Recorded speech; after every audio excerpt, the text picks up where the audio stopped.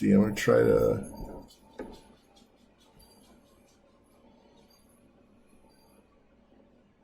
Let me know when you put it on I'm live right now. Yeah. Okay. On Facebook. I can't. Oh, okay. Oh, I'm a little. All right, so both of your mics are live now. They're 3 and 4. Remember, you're 4, she's 3. So if you need to mute them, just hit that button right there and then hit it again to unmute it. Oh, okay. Hey everyone, this is Rahkee. I'm trying to get into this. Trying to get into this screen right there. Well, shout out to everyone out there on RadioVegas.rocks. And I want to say a shout out to Pulsar. If you guys haven't had a chance to check out his show, it starts at 6 o'clock. 6 o'clock? Yeah. 6 o'clock PST, Pacific Standard Time. So be sure to check him out. So anyway, welcome to World Ghost Radio. I got a co-host today, Kim from World Ghost. Hi, everybody. This is Kim.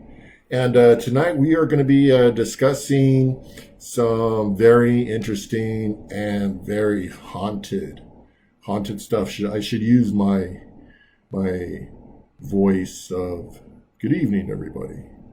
Are you into the paranormal? But so tonight's guest, I have to say, I met him, at one of the Paracons. He's had some amazing stories that, I've heard and I've watched him. And I'd like to say hello to Jay Yates. How's it going tonight, man? I'm doing really good. How you guys doing? We're doing great. Oh, are we live? No, that's what I was asking you is do you want to go live? Oh, yeah, let's go live. You said hold off, and then you start talking, and I was like, hey, you got to cue me on that. Oh, I'm sorry. We're going live now. All right, I'm having you go live in 5, okay? All right. 5, 4. That's all right. I'll start over on Facebook. I could redo all this. I didn't even like the way I was looking. I'm going over here. Cool thing about video editing is I can video edit all this the way that I want to. So let's start again. Hey everyone, this is Rahkee from World Ghost Radio. If you didn't get a chance to hear Pulsar, check him out, 6 p.m. Pacific Standard Time.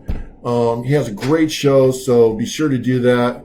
And we are live right now, World Ghost Radio, tonight for the second time. I have my co-host for tonight, Kim from World Ghost. Hi, everybody. This is Kim. She works with me on World Ghost, the actual video footage, the video of the haunted show that we do, and it's a real good show. Anyway, tonight's guest is one of my friends. I met him at a Paracon. He has some amazing stories to tell us about the paranormal. It has been a venture for him. He has been on a few TV shows as well. Tonight's guest is Jay Yates. How are you doing tonight, man? I'm doing really good. Are you guys doing good? Yeah, we're doing great. We're just trying to get this whole, it's so sad. I've been doing the show for about I think it's like my 8th or 9th show, and I still can't get this down as far as the whole radio part. So, but yeah, man. So go ahead and tell everyone who you are and how you got into the paranormal. Yeah, absolutely. I always tell people that I really didn't choose the paranormal. It kind of chose me. As a child, as far back as I can remember, I would see spirit, and it was terrifying. I went through multiple psychological evaluations as a child, all the way up into my teenage years. It always passed, but they always told my parents that he just has this crazy imagination. There's no way that he's actually seeing these things. Little did they know, and then they started to know as I got older that I was actually seeing these things. And what I would see as a child would be spirits as they whether that be a fire or a drowning or a car accident or anything like that. I would have these, and they were children's spirits at the beginning that came to me. And I was terrified. We didn't have these, cool, ghost setting shows to really emulate back then and understand what was going on. So I remember as a kid kind of being the awkward kid, reading books about like poltergeists and ghosts, and going through my grandmother's like old magazines with these little articles about these people named Ed and Marie Moore, and I was like, wow, like, this is real. Like, I'm not losing my mind. These things are actually happening. As I got older, they kind of intensified. On August 13th of 1999, I had a near-death experience, and things were magnified and they were much more darker upon my return. I got into ministry for a while. I got kicked out of the church because I believe in ghosts, demons, and I definitely don't have much of a filter when I talk to you. People met me. You kind of know that. So I got excommunicated from the church. Later on, met Marie, who didn't believe in any of this stuff, and the closest thing she had to understanding ghosts was just like cartoons like Casper or Scooby-Doo or something. She had no idea about this world. And I literally, before marrying her, like, had to sit her down and be like, hey, look, you understand that, like, this isn't just like a mild situation. Like, this is a really big deal, and marrying me, you will be subjected to this. And immediately there in that conversation, she had her first paranormal experience. But we've done several shows. That was never the plan. Never got into this, do any of this TV stuff. We've done countless networks, countless TV shows. Our TV show that we've gone on 2 consecutive seasons, a total of 10 episodes. It would be Haunted Case Files, which is airing on Travel Channel. You can catch the reruns. These are real stories that we've been through, either in our own personal life or investigations that we've conducted. I get asked a lot, are they real? Did it really happen? Yes, it is. And yes, it did happen. I wish it didn't. But we kind of got into paranormal investigating. I got my first charge almost for trespassing in '99. In November. For this guy's house. His name was old Gus's house. Supposedly his yard was haunted with all these ghosts. So the day before Thanksgiving, me and some friends jumped over the fence, but I don't recommend anyone doing this. But later on, I had a warrant out for my arrest, and I had to kind of deal with that. Luckily, I was underage, so they let me go. But they definitely left and learned to make sure you have permission before going in and investigating locations. Back then, in those days, I didn't really know exactly what investigating was. I'd always go to these locations, try to have my own personal experiences, and kind of relate them to what I was going through in my own personal haunting. So after all these years of haunting, with our own home, we kind of went through a really bad haunting, and we then shortly thereafter, after reaching out to multiple paranormal teams, the clergy who were rejected, and back then I was super pissed that we were rejected from like help. Now looking back at it in retrospect, so many years later, I'm so glad and grateful that these people were honest enough to say that we couldn't handle what we were going through. But we kind of like leaned towards our faith, and we were able to not, I wouldn't say like conquer it, but we learned how to live comfortably in between both the living and the dead, if you will. And we don't no longer let it control our life. It becomes difficult.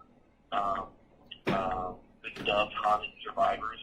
We're still haunted today. We're still going through subsequent hauntings and attachments, and our lifestyle of investigating, going to all these trade shows and Paracons and stuff. We pick up a lot of stuff.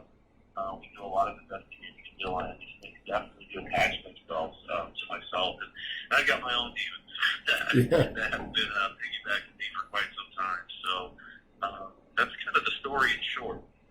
Yeah, so we're going to head and we'll get into that. I just want to say anyone that has any questions for Jay, you could go ahead and ask him on Facebook. Right now, we are live on Paranormal on Air, and he's gonna be with us the next hour about some of the things that has happened to him in his life and the demons he has faced. Kim's here. Hello, hello. Do you have a well? Let's start at the beginning. When did you know like things started started happening? When did you know that this was legit? I think I always knew that it was legit, but Mhm. I was always in denial. And I Mhm. still find myself, even to this day, here I am, hitting 40 here pretty quick, and I still, second guess every single thing that I experience. And I think Mhm. that everyone should do that, whether you're a psychic, you're a medium, a paranormal investigator, whatever you are. Right. You should always question, like, what it is that you're actually seeing, and get a second opinion, and really, not jump to conclusions. It's difficult when our mind kind of becomes, fearful that these things tend to get a little bit worse, or maybe something small turns into something much bigger just because it's fed upon that fear response. But I think I've always known that it was legit. Yeah. It got real serious and real dark and real malignant after my near-death experience. And it really opened up some darker things, I think, that kind of followed me back, and here I am today. I mean, I remember tweeting, to leave where I was at after I had left my body, essentially asking God, just let me come back and I'll tell the world. Right. Give me the audience, and then I'll speak to the people. And I got back then, I'm in ministry. And little did I know, I remember one year we were at Phoenix Comic-Con, and we just appeared a couple times on Ghost Adventures or something. And they gave us a room by mistake with like 500 seats. And I was terrified. I was like, oh, this is so embarrassing. And like I told Marie, I said, look, I said, if this room is only like 10% full or something, we're just going to sneak out here. This is an embarrassment to use the wrong size room. And I remember 100 people showed up, 200 people, 300 people, 400 people, 500 people, and there was people out the door here locally in Phoenix at the Phoenix the Phoenix Comic-Con. Mhm. And I was like, oh my God. I looked over at my wife, and I'm like, what am I going to say? In fact, it's very difficult for me to begin to do public speaking, and people wouldn't think that now because who have heard me speak. Like, there's no way this guy ever was intimidated to speak up. Right. I know it's pretty fearful.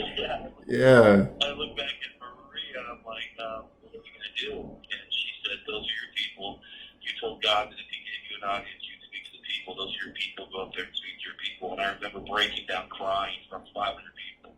And I had to explain for like the first 30 minutes why that was emotional to me. And I reached, and Marie reached, and our team reached so many people during that panel presentation. And I had all these people coming to us afterwards, just thanking us for sharing our stories. And it was just really rewarding. And it was more rewarding for me doing that than it was even going out in the field and assisting people directly. Just kind of from there, we just kind of took off, and things just started to grow. We kept getting different opportunities. And I had a problem with saying no to stuff. So it was being like, God, it kind of controlled my life. It still does. A great deal of my life is focused on the paranormal, pretty much all of it. And it's hard to pull myself away from it. What locations? How many locations have you been to, as far as investigating? The investigation, I couldn't even tell you. I mean, it's got to be hundreds by now. Wow. I've never taken, I know some people try to take, like count of how many places they've been to. I really don't know, but it's been so many, whether it be residential, historical, landmarks. It's just a lot. Then I guess we'll try to narrow it down to which one do you think is the scariest one out of all of them that you had to face? Oh yeah, absolutely. By far, as far as like a historical landmark, most recently was the Lyric Theater, also known as the Central Hotel, that was featured on season 2 of Haunted Case Files. It just recently was on Ghost Adventures. It's a hotel as one part, and a theater below, and you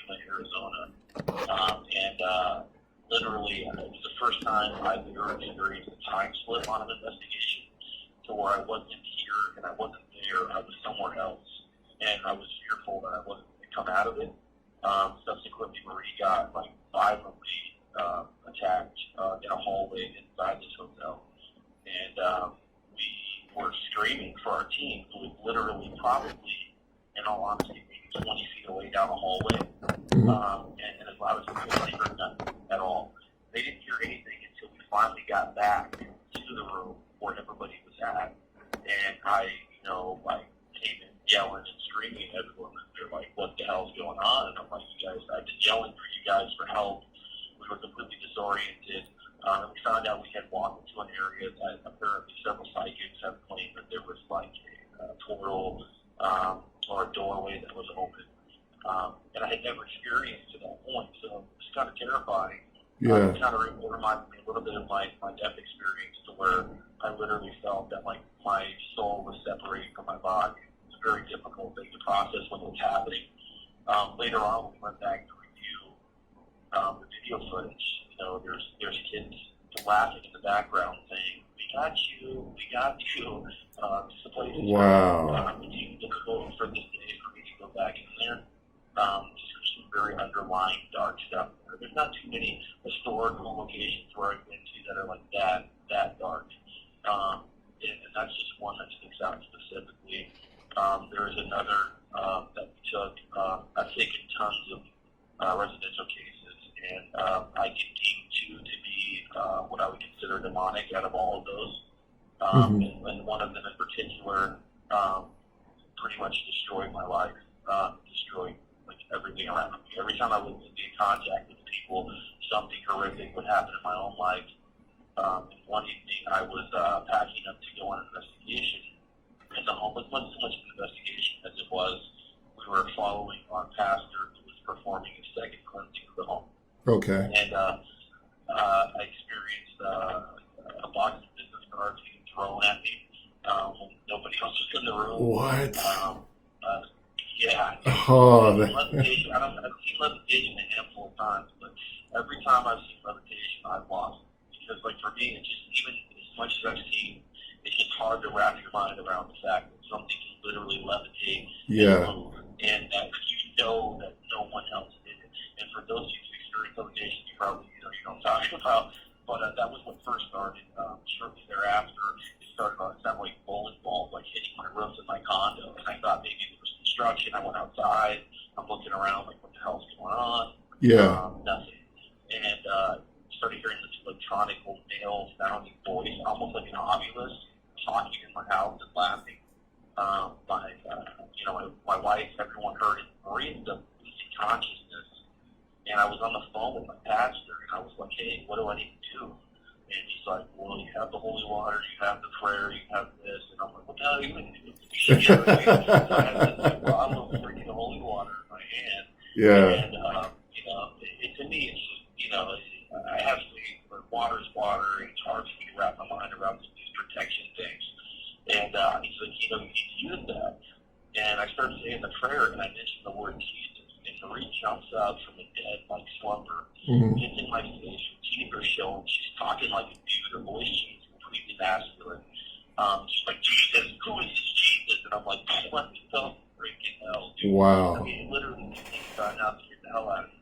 But what I did was, because not knowing what to do, and I'm trying to, like, talk to my dad. I'm like, you know what? I just opened up the top of the holy water. I dumped it all over her head. And she fell out on the bed. Man. She woke up, like, maybe, like, 5 seconds later, and she started screaming at me that she was wet. She wanted to know why she was wet. And I'm like, you have no effing clue what just happened. You have no idea. And I had explained what had happened. Even to this day, she has a hard time accepting that it didn't happen. But, we were doing blessings in the house, and my babysitter was reporting the bird cage slammed against the wall at the same time now as that was occurring. I come home to a scared babysitter running out my door, and I walk into my room and everything in my bird cage is flipped upside down. There's water and birds everywhere. My bird's terrified, not dead. The next morning I wake up and phantom blood spots on my floor, knives hidden like under my family beds, just crazy things, man. And it all coincides with what we're dealing with on this case. But I've been through a lot, man. We definitely seen some crazy things and had some crazy experiences. Been really fortunate to be able to showcase some of those things on television, for us to have a raw footage as well as like reenactments of exactly what happened. They've done a really good job, and I've been really happy with the products that have come out, especially working with Our House Media and Travel Channel or Haunting Case Files, Vulture. Yeah. So these are I don't even know where to start with everything that you just said. I want to try. Oh man. So when did this attachment like? So this was at a different location, right? This was at a house investigation, correct? That the attachment, demonic attachment happened to us, yeah. So the activity turned in from being a problem in their home, and it became a problem in my Yeah, home. that's what I wanted to ask. Is that like Yeah, so that it kind of like translated over to us, and I think people okay? never really understood. They never have these demonic type cases, and they truly don't understand what you're getting yourself into. I'm working on one right now, which I would consider demonic. In 1 year, I've been working with these people, and it's not until this Friday that I finally enter into the home. So I don't play games, and I don't just jump in. I'm not trying to scare families. I'm very careful. I worked social work by day, and I worked law enforcement for 10 years prior to that. Mhm. So for me, everything's all about liability, safety, making sure there's no mental illness, making Right. sure that people have like mental health checks. We go through a huge, long list of things to ensure the safety of not only myself, but the people that we're serving, and making sure that, we're not going to cause more problems than, anything by coming in. So, yeah, definitely these days, just don't jump into things. I did that earlier on, and it caused a lot of problems. How do you do you use so let me go back to the question. I know you're talking about holy water, so I'm assuming it's Catholicism as far as like trying to get rid of these demonic entities out of houses. With this particular family, they were Catholic, so that's Catholic, what okay. they used. Back in the day, when we formed Crossing Over Paranormal Society, Mhm. our cops crew, like, they were all law enforcement, they were all Christian, they were all military, ambulance, EMT, stuff like that for credibility purposes. Because if I was bringing people into people's residential homes, I wanted to make sure they were credible individuals, which is fine, and I continue to bring credible individuals into the team with different backgrounds. I remember the first time I got a phone call from a Satanist who was having a haunting with a demon in their home, and I laughed as I was talking with him, Yeah. talking about it to my wife, and I'm like, I don't understand this. And little did I realize how narrow-minded I was back then. So I mean, we outsource to everybody we can possibly. So I'm not above going out to. I mean, obviously not everyone's a Christian, not everyone. There's so many different sectors in Christianity: there's Catholicism, Lutheranism. There's Southern Baptist, Baptist. Right. I mean, there's just so many branches thereof. So we really strive to really reach out to those individual groups of people and experts, if you will, or professionals or clergy within those different areas. And even if that includes Satanism, we'll do that as well.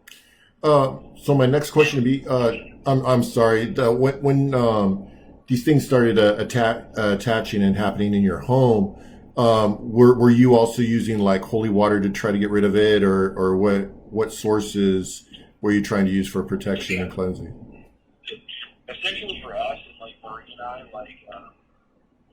we have faith, I guess, in the God that we believe in. But as far as for us, potions, smell, water, smoke, to us, it's all, there's not enough faith for us for ourselves. Yeah. So, I mean, if there's not faith behind what you're using, no matter what it is and what religion you are, what angle you're trying to take, it's just not, in my opinion, it just won't work anyways.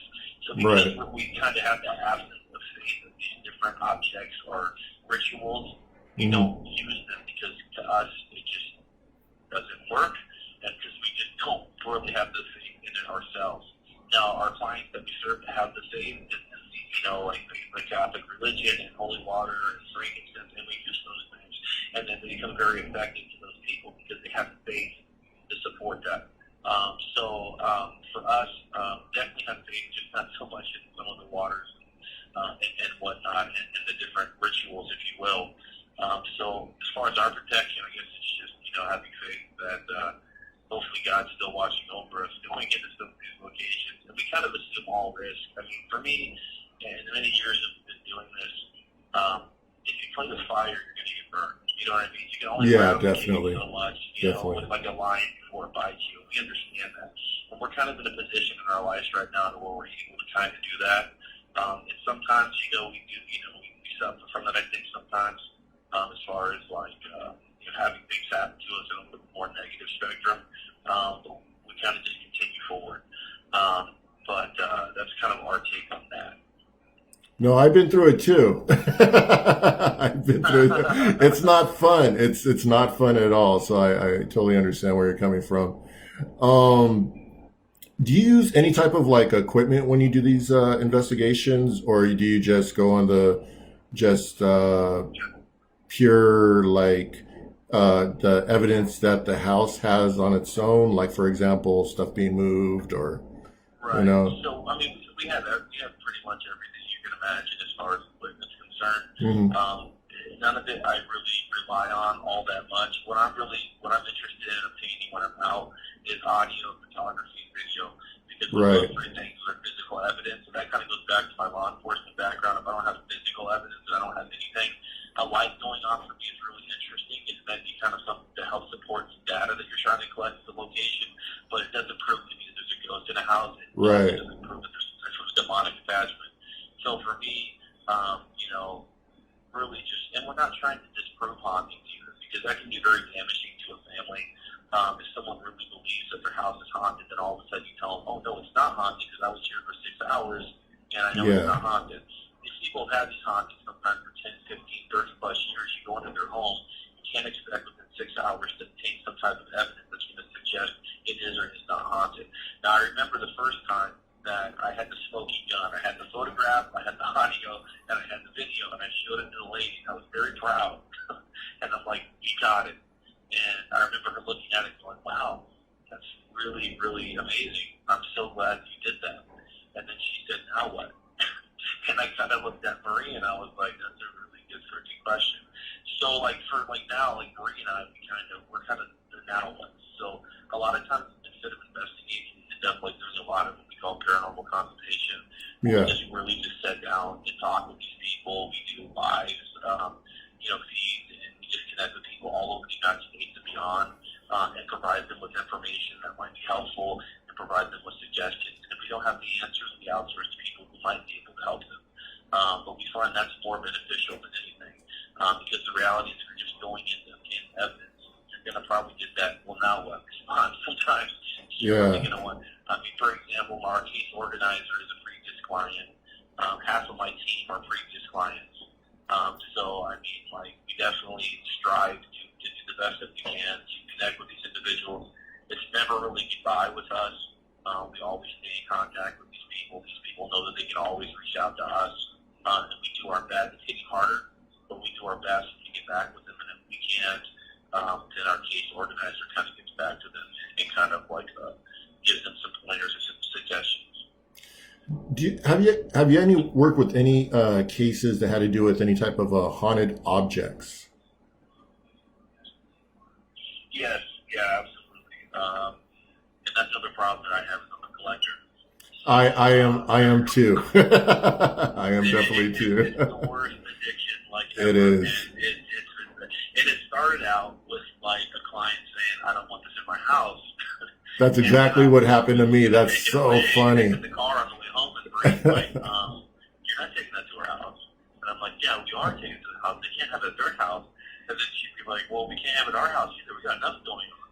So, I have a lot of different objects. I have a crucifix that was allegedly used for satanic rituals, and that a family had put in their home, that allegedly bled.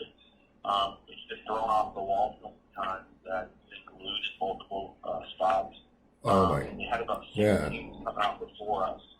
And then when we finally came in, they wouldn't let us leave without taking this thing. But I can tell you, I don't, I have to safely put away just because I know that it's a little bit more charged than what I'd like to have in my home. Cursed totems, it's a funny story. We were at the spiral staircase in the Superstition Mountain, and we had a fully funded expedition. You're packed in by mules and stuff. You're brought up the Superstition we were out there and we found this old like axe head that was like up there on the way down, and I was like, oh, this is really cool. So I kind of threw it in a gear bag. I brought it home. I'm unpacking all the stuff, and I set it down behind my bed that evening. And then we're tired, after being out there all night. So finally, just I'm gonna lay down and go to sleep. And as soon as we hit the pillows, like you start hearing like this gargling like noise, and I look at Marie and I'm like, are you snoring? She's like, I'm not. I was just talking to you.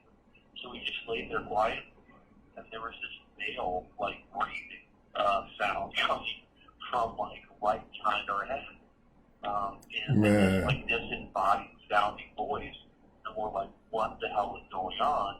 And later traced it back to the fact that I had the accent like right behind my bed. So I mean, I have some cool stuff, some fun stories and stuff about certain things and stuff. But yeah, we've been some weird things. We have like one of those children's toys that like ABC 1, 2, 3. Yeah. We had taken that from a case, and it was emitting such a high EMF, like in all of our meters, it was providing errors like on our meters. It was so high, What? like red. It had no Wi-Fi, no nothing, and then our reverend blessed it, brought it outside the house, brought it back in, and like nothing, like no energy, like what's the craziest thing. We have that laying around here. I mean, it's just weird things. Marie picks up stuff too. Like she's got a really bad problem with like she'll see something in like an oddity store. Like she picked up this crazy like this boss type thing. It ended up being a freaking like an urn or something, like a kind of like ancient urn. I don't know. Oh man. I remember after getting it home, like within just like 6 hours, we were having some crazy stuff happening in our house that was surrounded by that particular item. But yeah, we're visiting quite frequently. Man, that's no, I know exactly what like what you're talking about. I'm sorry, man. I'm just trying to multitask here real quick, and it's just amazing. It's just amazing. It looks like Tracy has a question. Okay. What does Tracy have to say? Well, he was at a wax museum, and he felt like something maybe took him over and was using his body to see through his eyes and consciousness. It said that it looked like he could see, but it looked like he was looking at himself. It was like a video. He was wondering if that's what it felt like to be in the portal. Did you hear the question, Jay? Yeah, I'm trying the best I can, but I can barely hear. What she was saying is that like when you left your body, when you were passing away, could you see yourself? Yeah, and that's what like I always joke and say to people. And I mean, I can relate to ghosts because I was a ghost and I looked at my own body. It's a moment that for those who've experienced it, they'll never forget it. That's like 3 shows for me just to tell you that full story. I'm more than happy to come back on and share that whole story with you, but it's a relatively long story. But yeah, dude, I definitely saw. I saw not only did I see my own body, I ended up seeing what my future could have been, decisions I could have made, and a lot of different things. I saw there's a Dear Abby column that used to appear in the newspaper. I saw in there. I saw a news report. I saw newspaper clippings. I saw everything. I saw my funeral. I saw my family. I saw my casket. I saw everything. Like as to which direction it was going to go and where it was heading.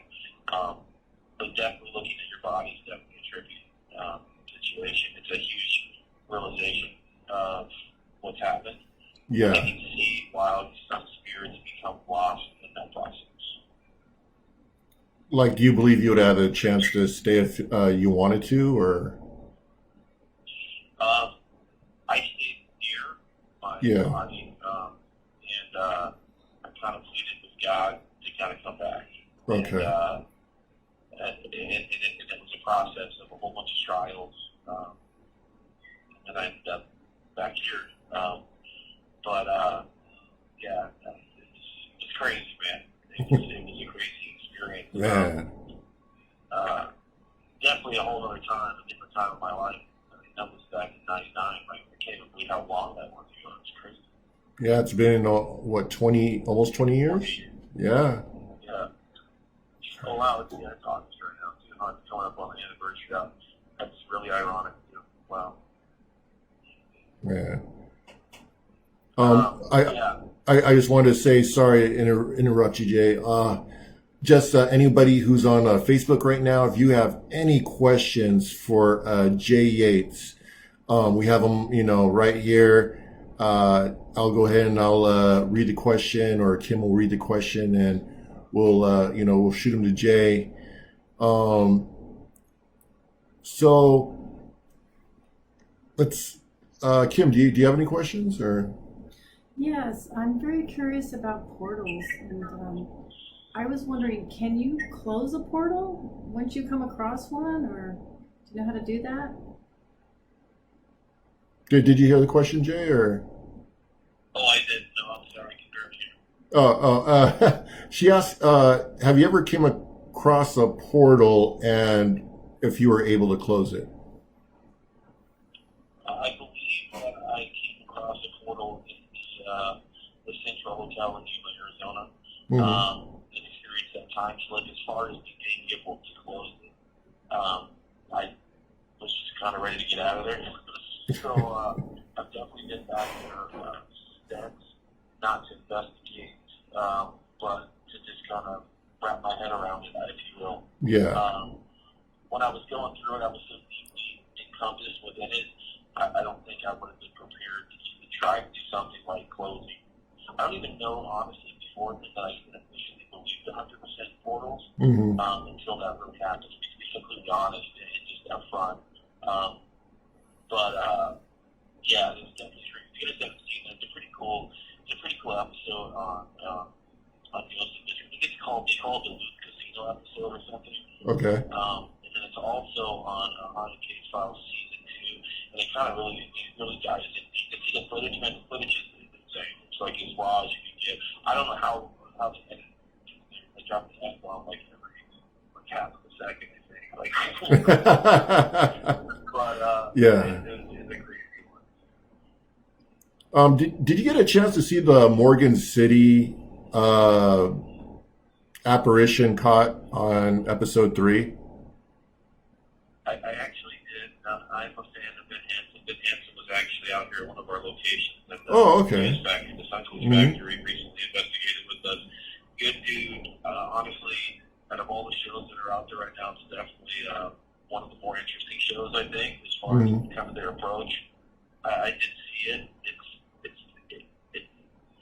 It's hard for me to see anyone's evidence and go, okay, wow, that's amazing, because I wasn't there. You know what I mean? Yeah.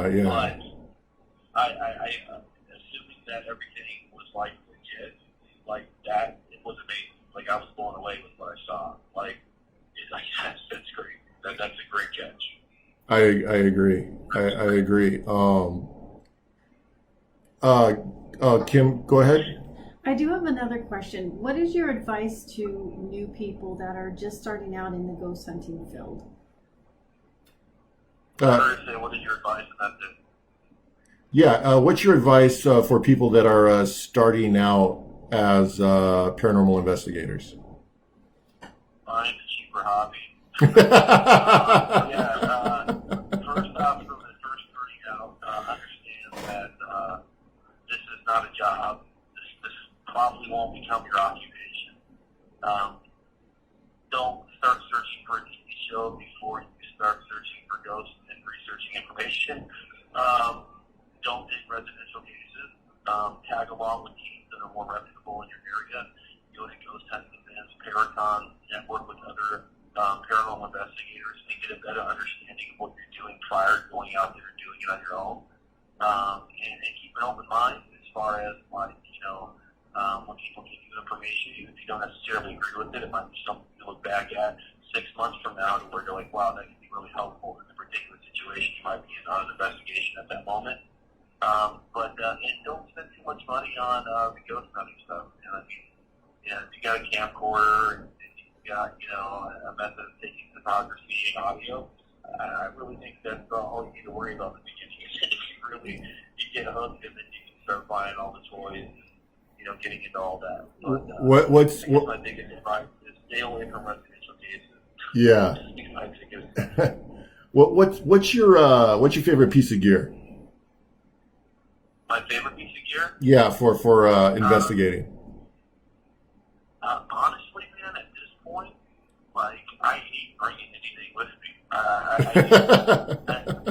kind of, it's weird. And I know I have to bring it with me to some of the shows that I do. Like, I have to have that evidence. So I definitely, I always have my Sony handheld full spectrum camera with me, man.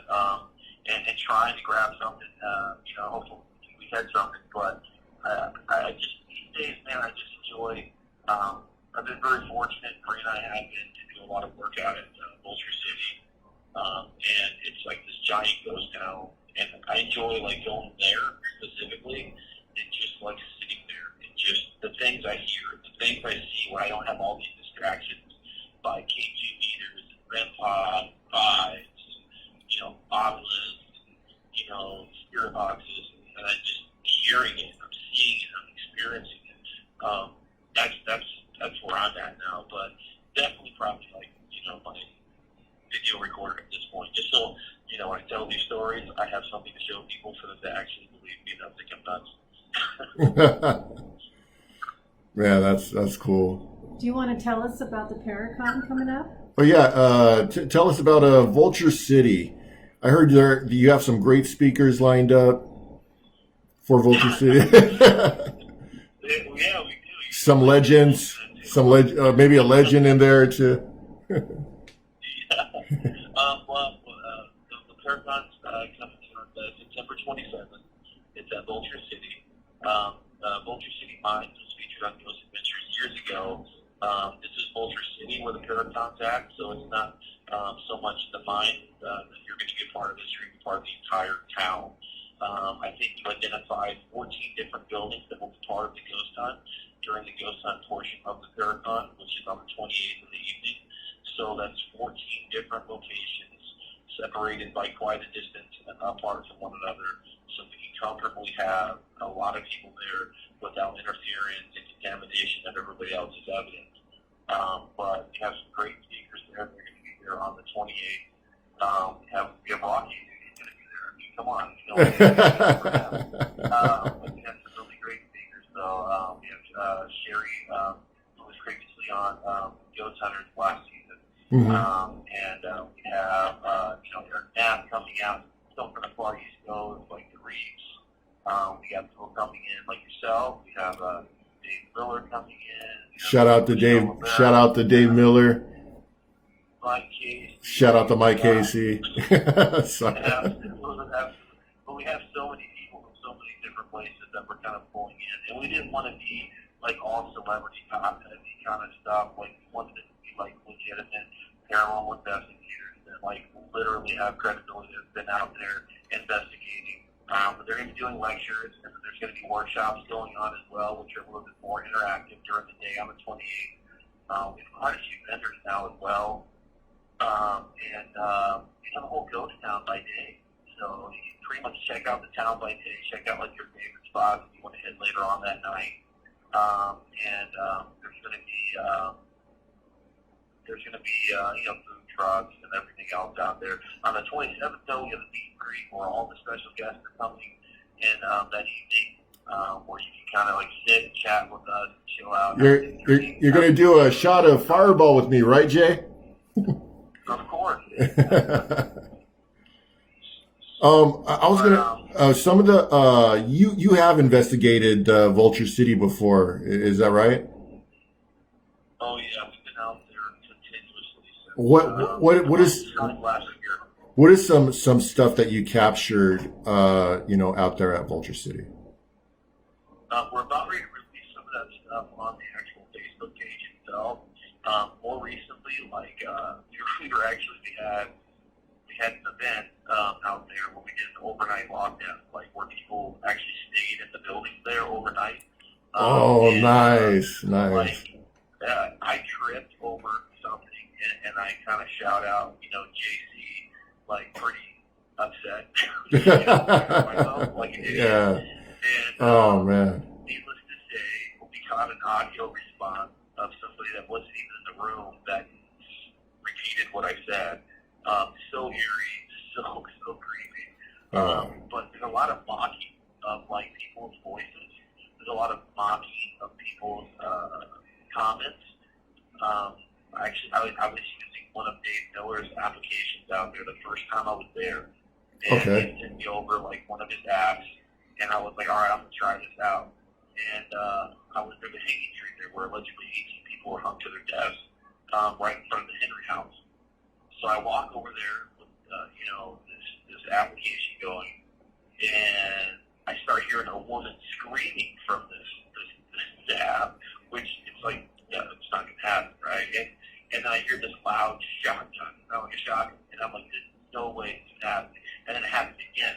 I'm like, oh my God, this is unreal. But we caught, last time we were there, I saw a light turn on in the brothel, and there's no lights or power in the brothel, so that doesn't make any sense. I caught a partial body apparition inside the doctor's office.